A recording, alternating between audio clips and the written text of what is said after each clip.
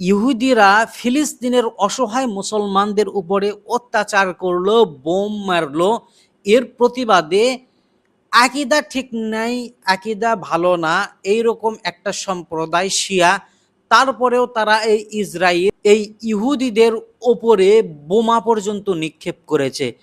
কিন্তু দেহবাদীর আকীদা হয়ে, লামাযহাবী বেদাতি ফিতনাবাজ হয়ে তোরা কয়জন ফিলিস্তিনের মুসলমান ভাইদের পক্ষ নিতে পেরেছিস? বোম মারা তো দূরের কথা, তোদের মুখ দিয়ে বোমা শব্দও তো বের হয় না। তোদের মুখ দিয়ে কি বের হয়? আমেরিকার দালালি, ইহুদিদের দালালি। বাংলাদেশের মানুষ ইরানের পক্ষ নিলে তোদের এত জ্বলে কেন? তোদের সমস্যাটা কোথায়?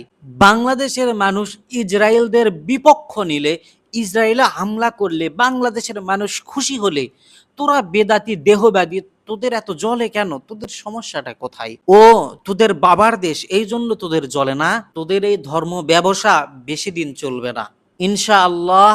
অচিরেই তোরা যারা আহলে হাদিস নাম দিয়ে ভণ্ডামি করছিস, লামাযহাবী এই নাম ব্যবহার করে তোরা যারা ভণ্ডামি করছিস, অচিরেই তোদের উপর আল্লাহ তাআলার গজব আসবে ইনশাআল্লাহ।